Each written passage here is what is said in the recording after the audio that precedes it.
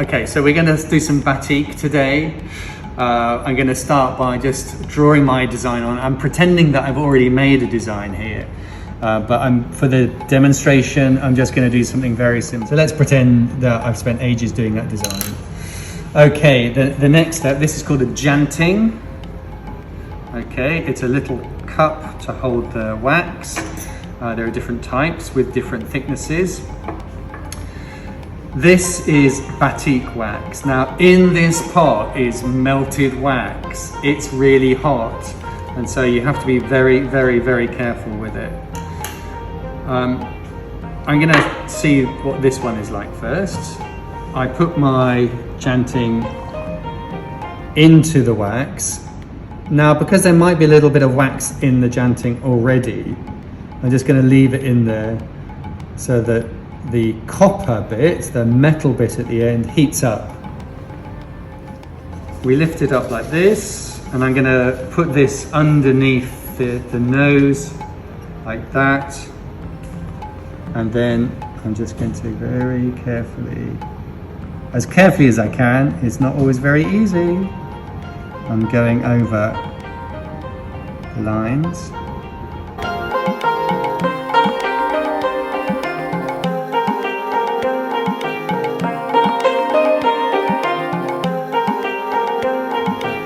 Completely filled with that. So wherever you put the wax is where the color of the fabric can be seen.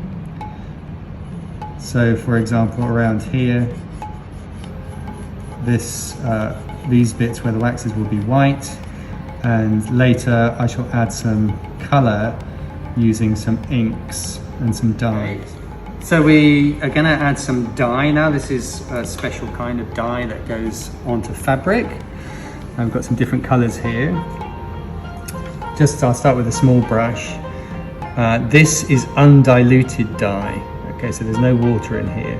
And you can see what happens when I apply it. It's a little bit like watercolor, really. Where the wax is, of course, you can see how the color doesn't actually stay there. It's a resist. Now we can do another technique, a little bit like watercolor again. Add some water into the fabric. You can see how the water spreads around. And I'm just going to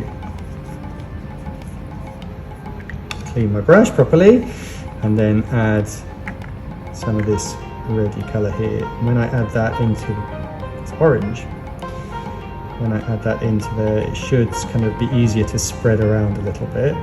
But the other thing that will happen is that it will look a little bit lighter because it's diluted.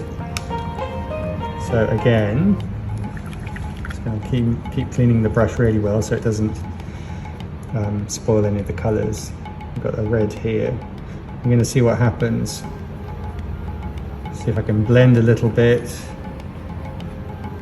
because I'm mixing here the blue into the red.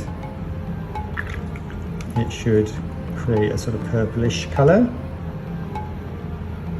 and that can look really, really nice. And with the wax lines, it's really easy to kind of color in the bits. You don't have to worry too much about going over the lines. It's really nice. And of course, the most important thing is with batik that the colors look really, really vibrant and strong.